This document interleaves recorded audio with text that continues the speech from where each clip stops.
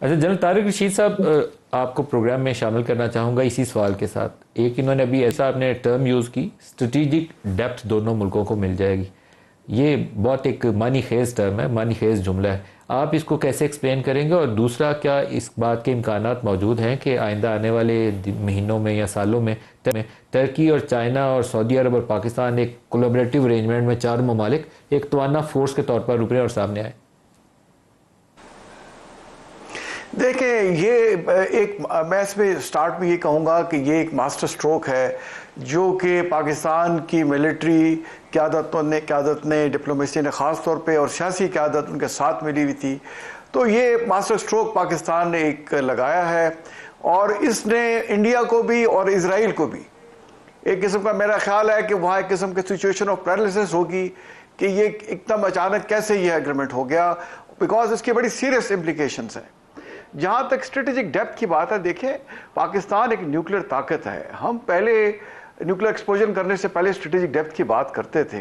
अब हमें पाकिस्तान को बीइंग ए न्यूक्लियर पावर किसी स्ट्रेटेजिक डेप्थ की जरूरत नहीं है। और दूसरा, सऊदी अरेबिया गल्फ का सबसे बड़ा मुल्क है। मैंने देखिए उनको वहाँ खुद सर्विस की हुई है और वो जो है गल्फ मिडिल ईस्ट का सबसे, जैसे मैंने कहा, बड़ा मुल्क है और उन्हें भी स्ट्रेटेजिक डेप्थ की जरूरत नहीं है और वो खुद अपना दिफा कर सकते हैं। वहाँ पे जैसे एजाज साहब ने कहा, वहाँ बिल्कुल अमेरिकन भी हैं, लेकिन हम खुद हमारी सर्विस भी देखें 80s की दहाई में मैं खुद सर्विस, मैंने प्रैक्टिकली मैं सऊदी अरेबियन आर्मी में 1984 से 86 तक मैंने वहाँ सर्विस की और हम वहाँ उनके नॉर्दर्न वेस्टर्न कमांड में जो तबूक गैरिजन था वहाँ स्टेशन थे और वहाँ उनकी नॉर्थ में हक्कल एक आउटपोस्ट है जैसे हमारी जीवनी है, वहाँ से इसराइल का फासला सिर्फ 15 से 20 किलोमीटर था। और जब कभी हम वहाँ जाते थे तो हमें रात को इसराइल के लाइट्स भी नजर आती थी, जॉर्डन की भी आती थी और इजिप्ट की भी हम वहाँ देखा करते थे। तो ये जो मुआहदा हुआ है, इससे आई थिंक पाकिस्तान और सऊदी अरेबिया जो है दोनों मजबूत होंगे। और जैसे मैंने आपको कहा कि being a nuclear power strategic, पहले हम जैसे अफगानिस्तान के कॉन्टेक्स्ट में बात करते थे, अब देखें ये जब वायदा जो हो जाता है और पाकिस्तान कहता है कि अगर सऊदी अरेबिया पे हमला हुआ तो ये हम पाकिस्तान पे हमला कंसिडर करेंगे, तो पाकिस्तान की हमारे अंदर जो काबिलियत है वो जो मामला चंद दिनों में निपटा देगी। तो इसलिए हमें ज़्यादा उसकी स्ट्रेटेजिक डेप्थ की, मैं टेक्निकल उसमें चला गया हूँ, ये इसमें कि हमें आई थिंक कोई दोनों मुल्क जो है वो अपना डिफेंस कर सकते हैं और अगर इंडिया ने जरूरत की या इसराइल ने जरूरत की, उन्हें मुंह की खानी पड़ेगी और अब नहीं करेंगे वो।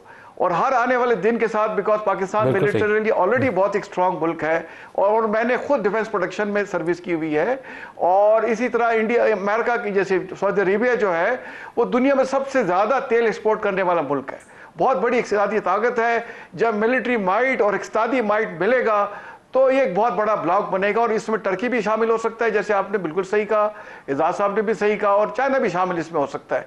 और हो सकता है कितने एक और ममालिक जो है मजबूत हैं, जैसे अगर कतर भी इसमें शामिल होना चाहता है तो हमें इसमें कोई मजाका नहीं होना चाहिए था। वेस्ट ने भी तो देखे ना, G7 बनाई हुई है, G8 बनाई हुई है, तो हम मुस्लिम ममालिक की इस तरह से M6 या M8 बना सकते हैं। जनरल तारिक रशीद साहब, जो बाकी मुस्लिम दुनिया है, क्या उसके लिए भी इंसेंटिव होगा कि वो पाकिस्तान की तरफ बढ़े और इस मौके से जिस तरह पाकिस्तान और सऊदी अरब करीब आए हैं, बाकी भी हमारे करीब आए? देखिए, जैसे मैंने पहले आपसे कहा कि मिडिल ईस्ट का सबसे बड़ा मुल्क जो एरिया वाइज है और इकोनॉमिकली भी वो सबसे मजबूत सऊदी अरेबिया है। तो अगर सऊदी अरेबिया पाकिस्तान के साथ ये पाकिस्तान को इज्जत देता है, पाकिस्तान की जो दिफाई सलाहियत है उसको एक्नॉलेज करता है और आपके साथ दिफाई मुआहदा करता है, तो मिडिल ईस्ट का कोई मुल्क भी आपके साथ ये दिफाई मुआहदा करने को तैयार होगा। ऑफ कोर्स इसमें जैसे अमेरिका का एक प्रेशर है और उन्होंने अपनी इंटरेस्ट के मुताबिक तमाम, आपको पता है मिडिल ईस्ट के ममालिक में उनकी प्रेजेंस मौजूद है और अब वो किस हद तक, कब तक उन पर कंट्रोल रख सकता है। मेरा ख्याल है आहिस्ता आहिस्ता अमेरिका के पाँव के नीचे से रेत निकलती जाएगी और ये खलीजी ममालिक को एहसास होगा, या तो अपने पाँव पे खड़े हो या पाकिस्तान जैसे मजबूत मुल्क के साथ दफाई मामलात को करें। तो पाकिस्तान देखें, इसमें जो सबसे सिल्वर लाइनिंग है, मैं समझता हूँ कि पाकिस्तान की एक्नॉलेजमेंट हुई है as a net regional stabiliser और दुनिया इसको अब एक ग्लोबल प्लेयर की तरफ देख रही है। और उसकी सबसे बड़ी मिसाल कि हमारे फील्ड मार्शल को वाशिंगटन में बुलाया जाता है, उनके साथ लंच किया जाता है, फिर हमारे फील्ड मार्शल को मिलिट्री क़यादत जो को एससीओ में बुलाया जाता है, विक्ट्री डे परेड में उनको बुलाया जाता है। और फिर सऊदी अरेबिया में हमारे प्राइम मिनिस्टर साहब भी वहाँ मौजूद थे, बट सऊदी क्राउन प्रिंस ने फील्ड मार्च के साथ अलहदा भी बातचीत की। तो ये शो करता है कि पाकिस्तानी अफवाज का जो मजबूती है, सिक्का है, पूरी दुनिया ने माना है उसको। हमें इसकी कदर करनी चाहिए।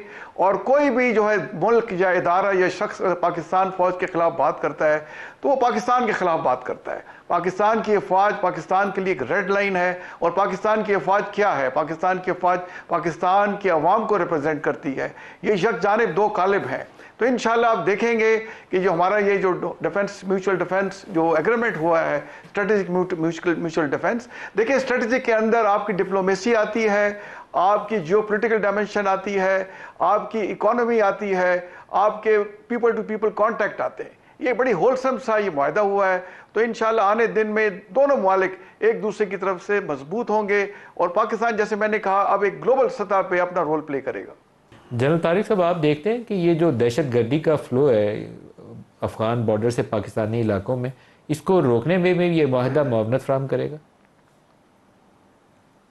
बिल्कुल करेगा मालिक साहब। ये तो मैं कई प्रोग्राम में कह चुका कि पाकिस्तान को ये सारे सबूत जो इंडिया फितना हिंदुस्तान की शेप में, फितना और खवारिज की शेप में पाकिस्तान में इसने जो इस तरह से टेररिज्म बचाया हुआ है, ये हमें सबूत सऊदी अरेबिया को देने चाहिए। और अब तो हम इनको बिल्कुल सॉलिड तरीके से देंगे।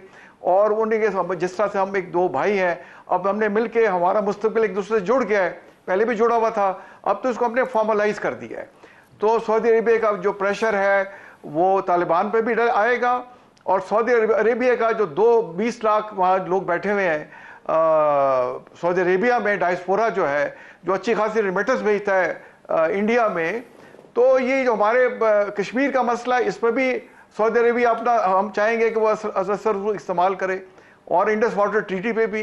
तो ये जो इंडिया जो इंटरनेशनल यूएन के रेजोल्यूशन को अंडरमाइन करता था और Indus water treaty world bank को अंडरमाइन कर रहा था, अब उसके लिए ये करना बहुत मुश्किल हो जाएगा।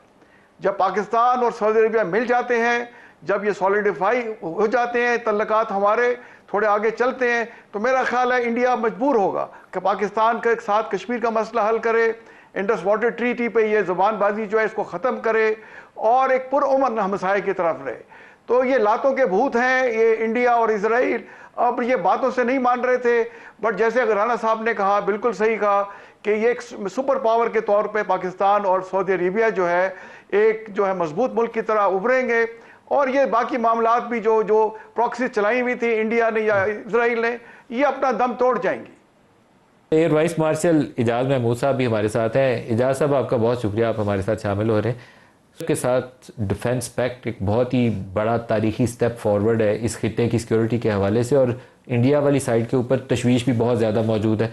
अभी राना साहब जिक्र कर रहे थे कि S-400 वाले वाक़े का, तो मुझे वो कई दफ़ा वो टॉप गन 2 मूवी याद आती है कि किस तरह वो सरफेस के करीब रहते हुए जहाज़ जाते हैं और वो एनिमी का वो जो हिट करते हैं टारगेट को। तो आपकी एयरफोर्स ने भी वैसा ही कमाल किया था S-400 के मामले में। ये बहुत बड़ा स्टेप है, सऊदी अरब वाला भी और S-400 वाला भी। थोड़ा सा आप वज़ाहत करेंगे उसकी? जी अल्हम्दुलिल्लाह जी। देखें, वो तो जो हमने किया वो अल्लाह की तरफ से फतह नुसरत थी और पूरी कौम हमारे साथ थी और अल्लाह ने वो दिन दिखाया। लेकिन आज हम जो आप प्रोग्राम कर रहे हैं, यकीनन ये भी एक बहुत बड़ा माइलस्टोन है। मलिक साहब, हमारा सऊदी अरब के साथ जो एक हमारी दिली या जज्बाती वाबस्तगी है मजहब की वजह से, क्योंकि हमारे दोनों मुकद्दस मकामात जो हैं वो वहाँ पे मौजूद हैं। तो हमारे हर शख्स को, जिसको कोई दुनिया का ज्योग्राफी या इंटरनेशनल रिलेशन कुछ भी ना पता हो, एक गांव में बैठा हुआ शख्स या एक बहुत बड़ा पढ़ा लिखा दानिश्वर, वो हमेशा से उसकी एक वाबस्तगी तो है सऊदी अरब के साथ। और फिर हमारे वहाँ पे तकरीबन 2 मिलियन जो हैं वो हमारे जो डायस्पोरा वहाँ पे काम भी कर रहा है, वहाँ रह भी रहे हैं। और सऊदी अरब के साथ अब आज का जो जिस चीज की हम बात कर रहे हैं, ये तो एक फॉर्मल एग्रीमेंट अब हुआ है ना, लेकिन इससे पहले हमारा उनके साथ एक दिफाई ताउन इनफॉर्मल तरीके से रहा है। हमने खास तौर पे हरमैन शरीफैन की हिफाजत के लिए फिजिकली हम लोग वहाँ मौजूद रहे हैं, उनकी ट्रेनिंग के लिए हम लोग वहाँ मौजूद रहे हैं, एयरफोर्स आर्मी दोनों के लिए। नेवी के साथ बहुत बड़ी हमारी जो है ना हिस्ट्री है, और फिर हम सब जॉइंट एक्सरसाइजेस करते हैं उनके साथ, जिनसे हमारी एक इंटर ऑपरेबिलिटी भी रही है। अब वो एक्सरसाइजेस जो हैं वो उसमें जो हमने इंटर ऑपरेबिलिटी सीखी और उसको मास्टर किया, वो अब इस मुआहदे में मैनिफेस्ट हो सकती है, जिसमें हमारे एसेट्स उनके किसी थिएटर में या वाइस वर्सा वो इस्तेमाल भी हो सकते हैं।